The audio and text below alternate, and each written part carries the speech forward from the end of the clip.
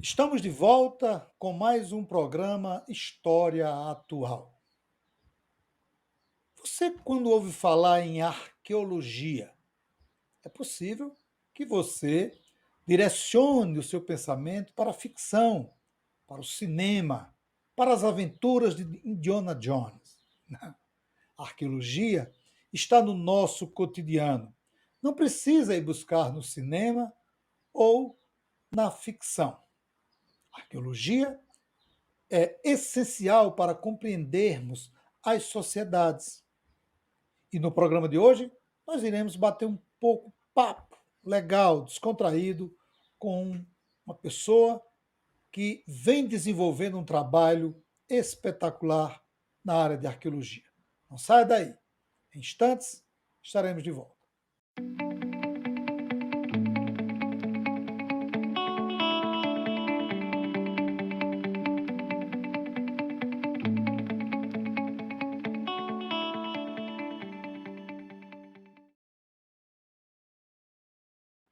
No programa de hoje, nós iremos conversar com o professor, arqueólogo Valdeci dos Santos Júnior sobre a importância da arqueologia para a história das sociedades e de que maneira pode contribuir para o conhecimento por parte da sociedade da existência de comunidades indígenas, por exemplo, no Rio Grande do Norte ou em outros estados do Brasil.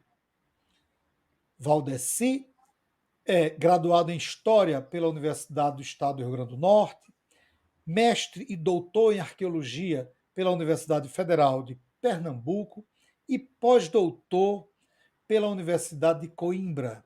Atualmente, é professor adjunto 4 e coordenador do Laboratório de Arqueologia O Homem Potiguar, LAP, da Universidade do Estado do Rio Grande do Norte. Tem experiência na área de arqueologia, atuando principalmente nos seguintes temas: arqueologia pré-histórica, conservação do patrimônio cultural e arqueológico, registros rupestres, vestígios líticos e arqueologia histórica colonial. É com muita satisfação que a gente recebe Valdeci no nosso programa. Amigo, seja bem-vindo. Muito obrigado por ter liberado uma brechinha na sua agenda para atender o nosso convite. Seja bem-vindo, amigo. Obrigado, Lemuel, pela oportunidade de estar aqui presente no seu programa, né, respondendo a perguntas sobre arqueologia. Né? Satisfação, mais uma vez, entendo como colega do Departamento de História da UERN, e tantos anos que nos conhecemos, desde os bancos escolares. Né? Então, para mim, é uma satisfação sempre cada vez maior quando a gente participa de uma discussão em torno do conhecimento. Valdeci, como você vê a arqueologia hoje no Brasil? Lemuel, até 20 anos atrás, praticamente não existia arqueologia no Brasil no sentido efetivo, ou seja, um curso, uma graduação em arqueologia não existia.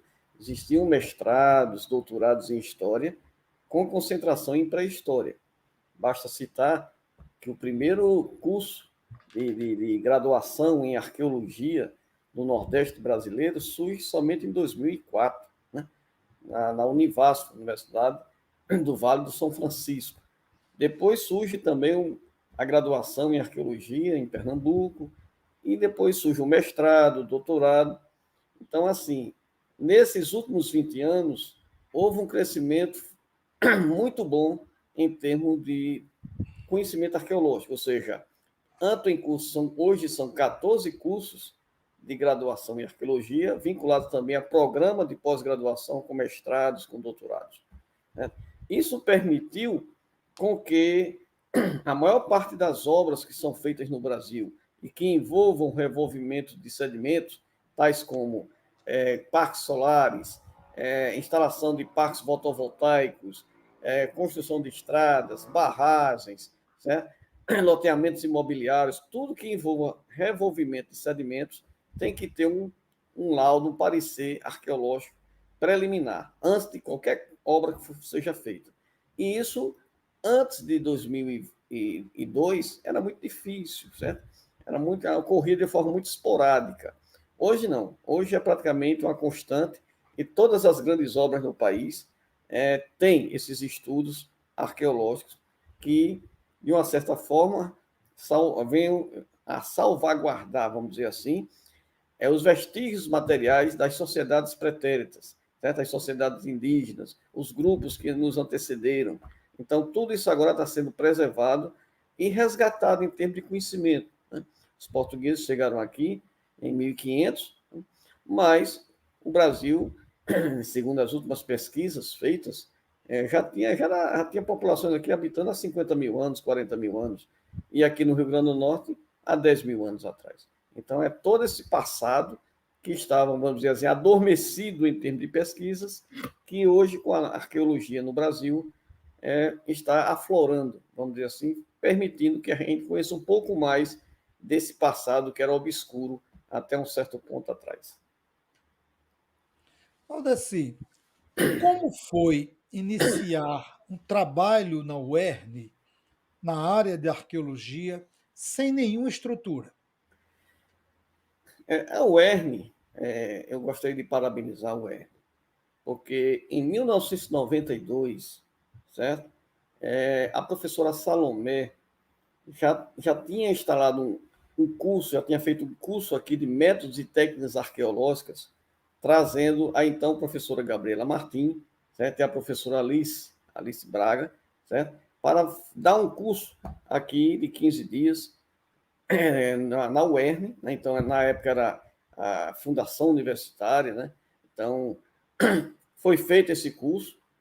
O projeto político-pedagógico do curso de História já tinha a disciplina Arqueologia em 92, quando sequer tinha qualquer graduação ou pós-graduação em Arqueologia no Nordeste. E se você pegar até hoje, é muito difícil você encontrar um projeto político-pedagógico do curso de História que tenha em sua grade a disciplina Arqueologia. A própria UFRN não tem, certo? E também outras universidades federais do Nordeste também não possuem. A UERN, a UERN teve esse aspecto, vamos dizer assim, primário de ter já uma preocupação com a arqueologia desde o início da década de 90. Depois o professor Adeildo assumiu essa cadeira, antigamente era Arqueologia 1 e Arqueologia 2, e durante a década de 90, o professor Adeildo, que hoje é aposentado, também levou adiante toda essa divulgação junto aos alunos de História para que tivesse essa possibilidade de estudar as técnicas e os métodos da pesquisa arqueológica, né?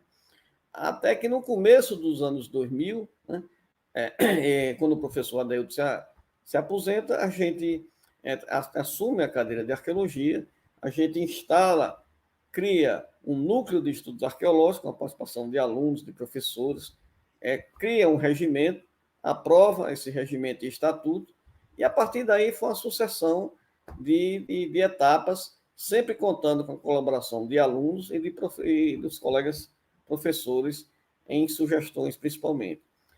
Depois foi instalado o Laboratório de Arqueologia Homem Potiguar, a partir de 2007, 2008, né? Foi oficializado em 2017, aprovado pelo CONCEP, e hoje a gente tem toda uma gama de atividades vinculadas ao laboratório, principalmente no trato de vestígios da arqueologia pré-histórica, na verdade, ou seja, aquela arqueologia mais vinculada a etapas cronológicas anteriores à chegada do português no Brasil. Então, arte rupestre, os vestígios líticos, a cerâmica, certo? Então, tudo isso é possível de se trabalhar na UERN, associada com alguns trabalhos do CNPq. Então, os alunos passaram a receber bolsas vinculadas a esses trabalhos científicos. Esse trabalho persiste até hoje, né? E nós temos aqui, finalmente, foi assinado agora no dia 18 de maio de 2022, um termo de cooperação técnica entre a UERN e o IFAM para a construção de um centro de pesquisa da pré-história a cargo de um TAC, né, que será feito pela empresa Copel, e com a previsão de entrega em julho de 2023 e instalação definitiva de todas as licenças em dezembro de 2023. Então, assim, esse todo histórico mostra o papel da UERN nesse desenvolvimento da arqueologia no Estado. Hoje tem três instituições que fazem esse trabalho da divulgação e pesquisa arqueológica, que é a UERN, o Museu Câmara Cascudo e o Laboratório de Arqueologia da UFRN. Valdeci, você é um dos principais nomes da arqueologia no Rio Grande do Norte. Quais as contribuições que as pesquisas que você desenvolve, que outros professores e arqueólogos desenvolvem, têm dado para a área científica extensiva à sociedade? Bom, eu penso que a principal contribuição, Lemuel, esteja vinculado à compreensão de todo o histórico de ocupação pretérita do atual espaço geográfico do Rio Grande do Norte. Hoje nós temos segmentos espaciais onde, próximo ao litoral, existe toda uma área de dunas, certo? Que vai desde ali de, de Touros, vamos dizer assim, até Tibau aqui. Toda essa área é de dunas. E essas áreas que têm sedimentos do quaternário, principalmente mais recente, eles foram ocupados por grupos marisqueiros, por grupos pretéritos, que faziam os seus habitats, vamos dizer assim, na faixa litorânea. Né? Então, é comum a gente encontrar inúmeros sítios arqueológicos em toda essa faixa extensa que tem na área nos sítios dunares, como a gente chama. Certo? Também, nos 6 rios que vão da região central do Rio Grande do Norte em direção ao leste, certo? Incluindo o rio Potengi, você encontra uma gama também de ocupações desses grupos pretéritos de 1000 anos, 2000, 3000 anos atrás, principalmente grupos cerâmicos que deixaram esses vestígios. E esse conhecimento era totalmente desconhecido até a chegada da arqueologia, para poder transformar esses vestígios materiais em conhecimento escrito e que chegue à sala de aula e às universidades.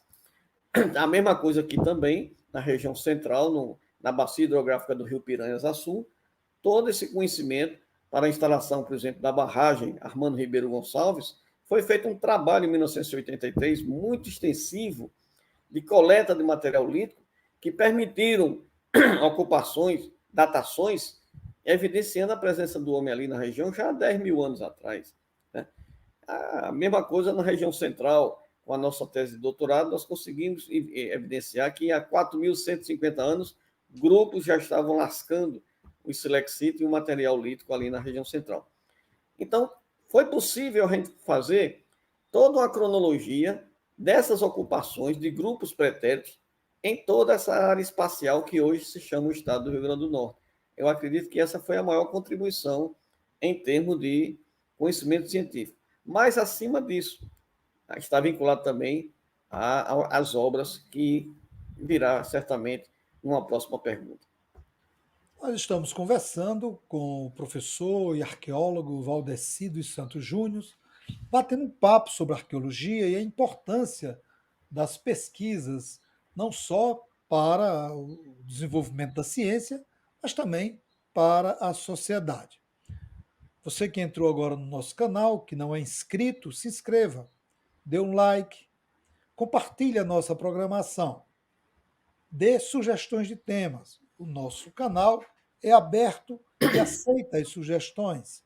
E toda quarta-feira nós temos um entrevistado, batemos um papo sobre um assunto que interessa a você. Além do programa História Atual, nós também temos 2 outros programas em nossa grade. O Resenha do Cangaço, que é quinzenal, e a coluna Minha Opinião, que agora é diária. Né? Valdeci, vamos agora para o nosso segundo bloco.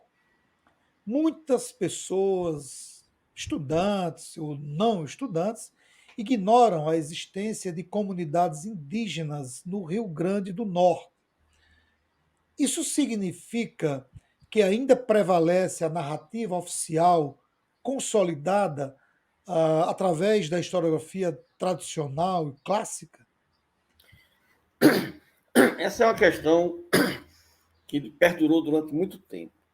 Veja bem, até o ano 2000, praticamente se dizia que não existiam comunidades indígenas nem no Piauí e nem no Rio Grande do Norte, né? Isso era uma constatação. Mas o que é que podemos aferir disso? Temos que ter uma compreensão de todo o processo histórico que veio desde, principalmente, do século XVII, né? Onde houve um confronto muito forte, né, relacionado aos grupos que havia no interior do Estado, que eram chamados grupos tapuias, né? E também a presença sempre constante do colonizador, tanto do português como do holandês. O português, ele atuou com bastante agressividade, principalmente no Rio São Francisco, durante o seu processo de ocupação. Então, quando da chegada dos portugueses aqui, no Rio Grande do Norte, principalmente a partir de 1599, com a construção do forte, né, havia um receio já dos indígenas com relação a esses procedimentos dos portugueses nesse sentido da colonização. Os grupos que estavam na faixa litorânea, que já eram grupos tupis, de populações tupi, que falavam tupi-guarani, né, que é uma língua que é falada até hoje, né? Hoje o tupi-guarani é ensinado na USP, né? Então, é uma língua que até hoje existe. Os missionários que vieram com os portugueses aprenderam essa língua e foi muito fácil esse contato com os grupos do litoral. Com os grupos do interior, certo? Que falavam a língua diferente do tupi-guarani, esse contato já foi mais difícil, porque eram grupos que não aceitavam essa colonização, esse processo de ocupações de terra, que eles caçavam, eles viviam ali há milhares de anos. Então, por que ceder essas terras ao homem branco que estava chegando ali? Então, houve também a questão religiosa, né? Quando da ocupação dos holandeses de 1630 até 1654, no Rio Grande do Norte, né? A Holanda estava, nesse tempo aí, uma religião protestante, os portugueses com a religião cristã, né? Então, nesse sentido aí, os índios que estavam na faixa do interior, que eram chamados índios tapuias, os índios da língua travada, se deram melhor no entendimento com os holandeses, porque os holandeses não tinham o sentido de escravizar, eles utilizavam o sentido do escambo, ou seja, eles usavam a mão de obra indígena para a exploração do sal, mas em compensação eles trocavam com os índios armas, cavalos, certo? Então, vestimentas. Então havia uma negociação para que tivesse aquele trabalho. O português, pelo contrário, queria explorar e domesticar o índio como se fosse um animal. Então, naturalmente, com a saída dos holandeses, os portugueses retomaram e retomaram com força total e partiram de forma muito agressiva para instalar as fazendas de gado, principalmente no vale do rio Piranhas-Açu, certo? E começou um processo de expulsão e massacre indígena, num tipo de conflito que ficou de forma preconceituosa chamada de a Guerra dos Bárbaros, onde milhares e milhares de indígenas foram trucidados, certo? Houve um genocídio, na verdade, indígena que ficou obscurecido na historiografia brasileira até hoje. Esse tema não é tratado de forma tão aberta assim nas universidades como realmente aconteceu. Alguns professores já começam a fazer isso de uma forma bem aberta, mas durante muito tempo ficou oculta, certo? Essa forma com que os portugueses praticamente aniquilaram os grupos indígenas do interior do estado, que correram para o Alto das Serras, correram ali para a Serra do João do Vale, correram lá para a Serra de Santana, para o Alto das Serras, como uma forma de escapar, certo? Então, durante muito tempo, com o passar dos anos, esses indígenas que ficavam nessas áreas começaram a descer e passaram a trabalhar como vaqueiro nessas fazendas. Então, houve um processo de desaparecimento, né? Com aculturação, ou seja, passaram a ser vaqueiros, passaram a casar com pessoas de cor branca, portugueses, nativos, e houve todo um processo de desaparecimento, vamos dizer assim, da identidade étnica indígena que não existia nesse passado. E também, durante muito tempo, havia até a vergonha das pessoas se assumirem como indígenas. A pessoa tinha vergonha de dizer que era índio ou que era índia, porque passava a ter uma forma preconceituosa, como era julgada na sociedade, certo? Como uma pessoa desprovida de conhecimento, desprovida de cultura, de qualquer coisa. Isso perdurou principalmente durante a ditadura militar que se instalou no Brasil, da década de 1964 a 85, onde os livros escolares praticamente não falam nos índios, certo? Então, toda essa gama de procedimentos visando o desaparecimento da identidade indígena foi de uma forma muito forte no Rio Grande do Norte. Somente a partir de 2000 é que o IBGE começou a fazer um levantamento e percebeu que 2.000 pessoas se identificaram como indígenas. E daí, então, passou a outras comunidades, passaram a se assumir, certo? A comunidade do Amarelão, principalmente, ali em João Câmara, certo? Aqui em Apodi, na Lagoa do Apodi, tem a comunidade dos Paiacus, certo? Ali em Florânia, em Jucurutu, tem outras comunidades indígenas que também se assumiram, e agora em 2022, isso já não é um tabu, já não é um preconceito, porque existem diversos encontros de sociedades indígenas, lideranças, que passaram a empunhar a bandeira de que eram índios e permanecem ainda como índios, valorizando a sua identidade étnica. Valdeci, o que a arqueologia, em parceria com outras áreas de conhecimento, como a história, antropologia, sociologia, pode fazer para reduzir esse desconhecimento em torno da existência dessas comunidades? Porque a gente sabe que, mesmo que esse debate exista dentro das universidades, dentro dos cursos de história, sociologia, antropologia e outras áreas das ciências humanas, o que é que essas áreas podem fazer para que, fora da universidade, não perdure muito ou não continue perdurando esse desconhecimento em torno da existência dessas comunidades? Eu percebo, Lemuel, aí é uma opinião pessoal minha, né, posso estar enganado, que no Brasil há uma inversão em termos de prioridade de investimentos na área da educação. Nos últimos 20 anos, se investiu muito, e muito mesmo pesado, no ensino superior. E nada a criticar com relação a isso, eu acho que foi uma grande melhoria. O número de universidades federais realmente multiplicou de uma forma excelente, e isso é muito bom, certo? Mas o que eu percebo que a base é a educação infantil, certo? Que é a base ali onde você começa a formar uma geração. Né? E eu acho que talvez esse desconhecimento dessas comunidades indígenas e da valorização deles parta já daí, do desconhecimento, dessa ausência de informações na base, onde a criança começa a ser formada. Né?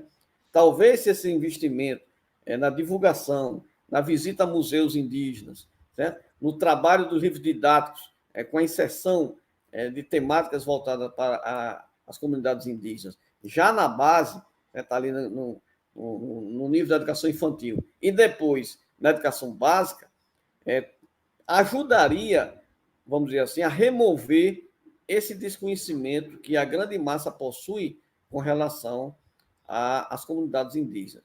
Basta citar, por exemplo, o Rio Grande do Norte, né? Onde, quando você menciona a questão dos indígenas, eles ficam atrelados basicamente à comunidade do Amarelão, em João Câmara, como já disse, ou ali no Apodi, ou eventualmente um ou outro.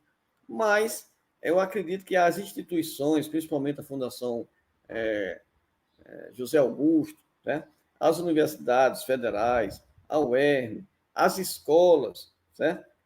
Teriam que ter essa atividade.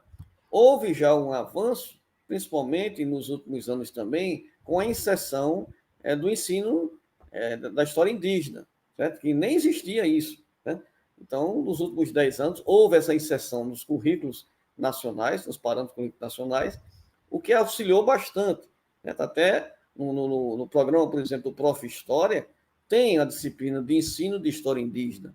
E isso é importante, mas temos que também transpor isso lá, sair da universidade e partir da base. Ou seja, inclua isso também na educação infantil, inclua isso na educação básica.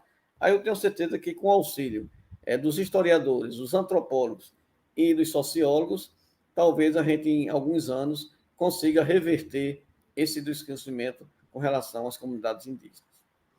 A sua pesquisa sobre os indígenas tapuias no Rio Grande do Norte foi um marco na produção na área de arqueologia. Qual foi a grande contribuição para o ensino de história indígena a partir de sua pesquisa, de sua obra? Esse trabalho foi feito em 2008 e realmente foi uma pesquisa exaustiva que eu fiz em, em fontes primárias e fontes secundárias, de autores inúmeros que escreveram sobre a história indígena no Rio Grande do Norte. Primeiro, nós partimos de uma grande lacuna. Por quê? Quem escreveu essa história, principalmente, foi o colonizador, não foi o índio. Né? Então, foi a parte vencedora, vamos dizer assim, entre aspas. O vencido não teve o direito de externar como foi esse processo. Então, até mesmo essas fontes primárias eram oriundas de relatórios militares, que por si só já são totalmente parciais. Né? Então, a gente conseguia extrair ali o mínimo de imparcialidade num monte de parcialidade, né? Que parece ser uma coisa desconexa, mas que tipo de dados a gente coletava ali? E quando se mencionava, por exemplo, que numa batalha foram mortos 1.500 indígenas, certo? Então a gente já tinha um número que eu tenho certeza que era bem maior, né? Mas como já tinha aquele valor ali, a gente considerava aquilo ali como se fosse a base, o princípio. Né? Então foi difícil extrair esses dados por conta dessa dificuldade em relação às fontes primárias. Né? Mas outra dificuldade também foi o grande desconhecimento que se tinha dessas comunidades indígenas no século XVII, no século XVIII. Por quê? Porque convencionou-se chamar no Brasil os índios que estavam no interior como tapuias. E depois passaram a ser confundidos também com o termo cariris. Aí, às vezes, as pessoas dizem, são tapuias. Não, são cariris, certo? Na verdade, o grande grupo de todos eles é chamado de tapuias, que eram os índios que tinham a língua travada, que ninguém reconhecia, ninguém conseguia falar essa língua. E podia ser todas as tribos, todos os grupos que habitavam a região do interior. Então, a divisão preliminar foi de forma linguística. Então, se dividiram em dois grandes grupos. Os grupos do litoral eram os grupos de populações tupi, que falavam a língua tupi-guarani, que foi logo facilmente assimilada pelo colonizador, e os grupos dos índios do interior, que falavam línguas diferentes. Então, passaram a ser chamados de tapuias. Entretanto, principalmente ali, né, nas margens do Rio São Francisco, próximo a Cabobó, Floresta, e no Vale do Cariri, ali no sul do Ceará, um grupo de índios também passaram a ser chamados de cariris. E criou-se depois uma convenção que no interior da Paraíba, logo no início, que houve um processo de ocupação da Paraíba, tinha os cariris mais antigos. Então passou a se chamar cariris velhos, porque tinham sido identificados primeiros. E cariris novos, lá no sul do Ceará, que tinham sido identificados posteriormente. Então, no Nordeste, como não havia estradas, não havia comunicação, não havia telefone, não havia nada disso, certo? As pessoas que moravam na faixa litorânea e nas zonas urbanas começaram a chamar de uma forma genérica os índios do interior de os tapuias ferozes, os cariris ferozes. Então, assim, isso foi uma coisa muito difícil. Com relação às pesquisas, se você pegar vestígios arqueológicos, é muito difícil você associar uma identidade étnica. Isso aqui é dos paiacus. Isso aqui é dos caborés. Isso aqui é dos mochoróis, certo? Não tem como você pegar vestígios do século XVII e XVIII e associá-lo especificamente a um grupo étnico do interior. Com relação a alguns grupos, em relação à língua, eu estou falando. Com relação à tradição, em termos de cerâmica, por exemplo, já é mais fácil. Por quê? Porque as populações tupis, durante muito tempo, fabricavam um tipo de cerâmica que tinham atributos e características específicos de uma tradição chamada Tupi-Guarani. Então, a gente já sabia que esses grupos chegaram aqui na faixa litorânea em 1300, expulsaram esses grupos que ocupavam a faixa litorânea e levaram para o interior. Expulsaram para o interior. E ocuparam toda a faixa litorânea do Nordeste até o Rio de Janeiro. Então, os grupos potiguares, certo? Os grupos, os tamoios, certo? Esses grupos, certo? Os tremembés, todos esses grupos eram populações tupis, certo? Que falavam a língua tupi. Então, essa dificuldade, a grande contribuição que eu percebo com relação à obra que foi escrita no Rio Grande do Norte, foi identificar espacialmente onde algumas dessas tribos estariam, de acordo com os relatos historiográficos de diversos autores. Então, quem eram os grupos que estariam ali no Vale do Rio Piranhas-Açu, principalmente na cidade de Açu? Os Tarariús, que eram um subgrupo dos Tapuias. Então, os Paiacus estariam onde? Aqui na Chapada do Apodi, certo? Os Caborés, os Javós. Então, espacialmente, a gente identificou, de acordo com, consensualmente, esses relatos historiográficos, onde é que eram mais citadas essas fontes. Certo? E isso foi o trabalho que foi feito. Mas, nesse sentido, não podemos associar e não temos como, por exemplo, encontrar vestígios do Seridó e dizer, olha, esses vestígios arqueológicos aqui, quem produziu foram os grupos dos Javós ou dos Coremas. Não, não tem como fazer isso. Né? Por quê? Porque esses relatos desses grupos indígenas são de fontes escritas e produzidas, como eu falei aqui no início, de forma totalmente parcial por relatórios militares que atribuem isso, ou então missionários religiosos que eventualmente percorriam os sertões do Nordeste brasileiro. Estamos conversando com o professor Valdeci, que desenvolve um trabalho na área de arqueologia e fez uma exposição muito bacana do seu trabalho, de sua pesquisa na identificação de povos indígenas no Rio Grande do Norte. O professor Valdeci, ele leciona no curso de História da UERN, no campus de Mossoró.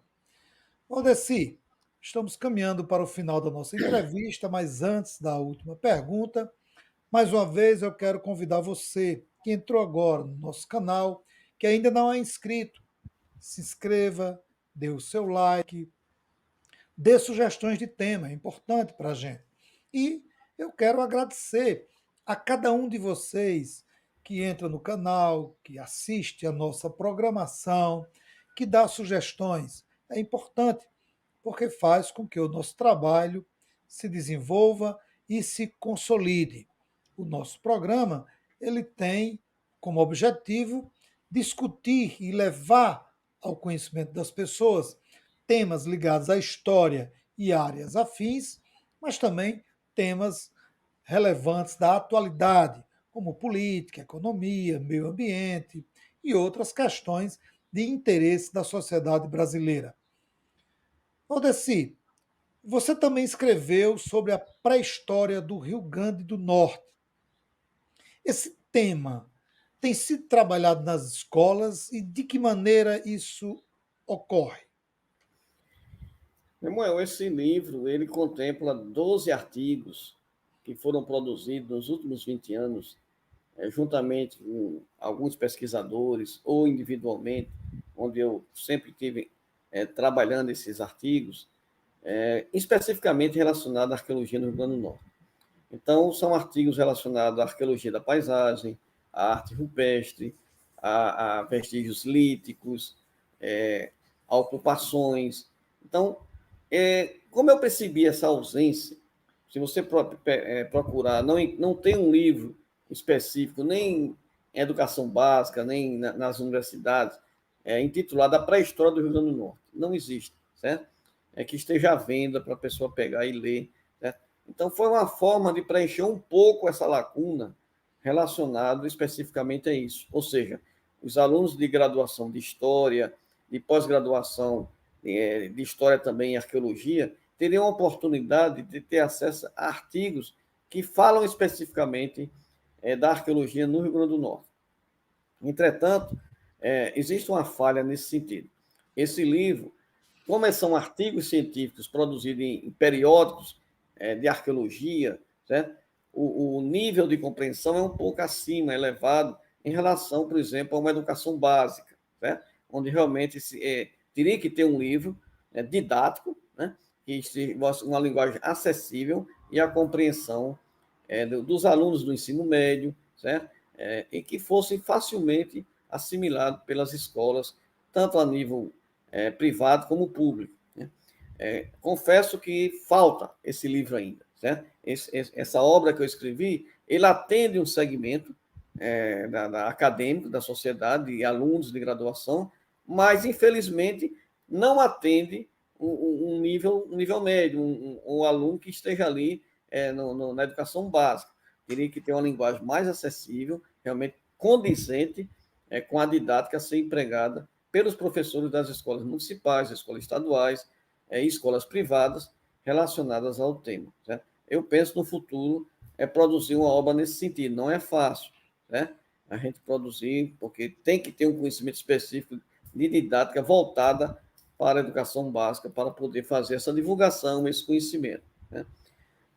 Com relação ao conteúdo, eu percebo que talvez uma das formas que a gente tem de levar esse conhecimento à sociedade e aos alunos da educação básica, principalmente, e vou tirar aqui para o Mossoró, por exemplo, nós fizemos um projeto de inserção do acervo museológico do Museu Histórico lá da Escócia, aqui em Mossoró, certo? Em setembro, de forma a dar uma dinâmica toda no museu, de forma que o aluno da educação básica tivesse acesso a uma cronologia de como foi todo o processo de construção da sociedade moçoroense, desde o século XVIII até o século XXI.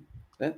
Estamos trabalhando agora também no Museu Indígena, aqui na Lagoa do Apudi, que será inaugurado em breve, onde também o objetivo é levar alunos da educação básica para verificar o Museu Indígena e tentar entender um pouco dessa história da ocupação da Chapada do Apudi pelos grupos indígenas, os índios paiacus, principalmente no século XVIII e século XVII.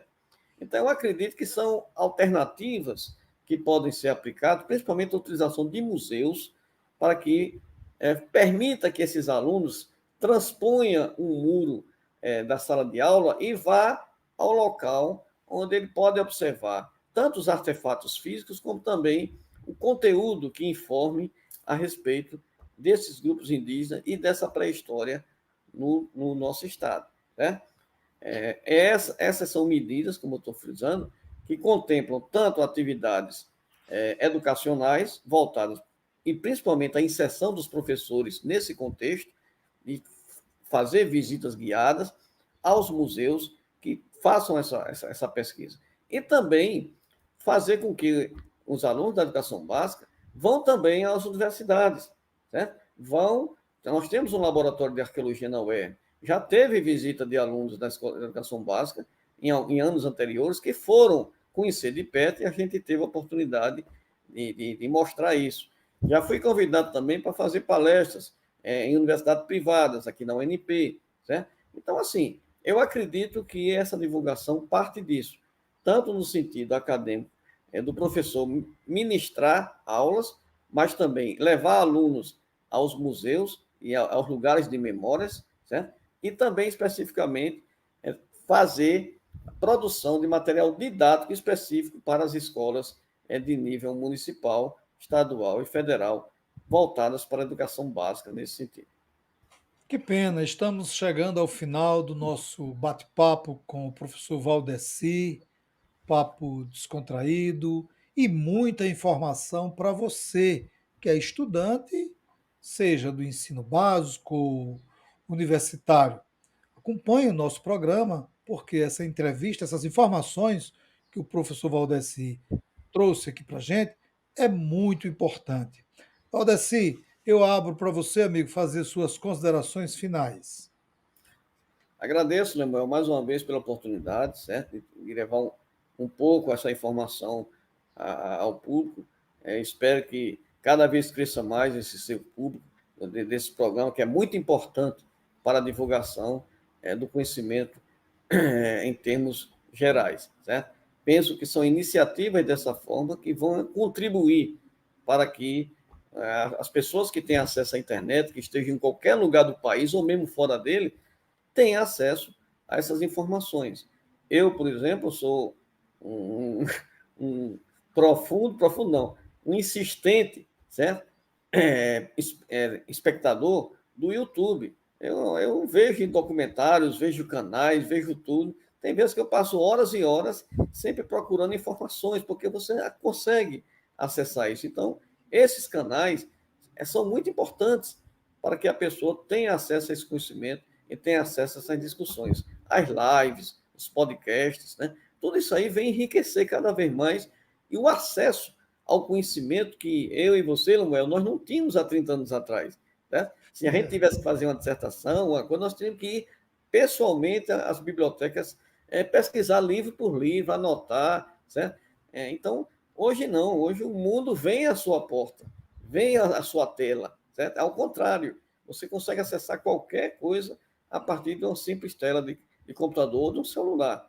Então, são esses canais de suma importância e agradeço mais uma vez ao público telespectador desse programa, assim também como o colega Lemuel Rodrigues, pela oportunidade dada. Muito obrigado. Obrigado mais uma vez, Valdeci. Obrigado a você que nos acompanha, você que semanalmente assiste ao nosso programa e diariamente acompanha a nossa programação. Um forte abraço a todos e a todas e até a próxima semana.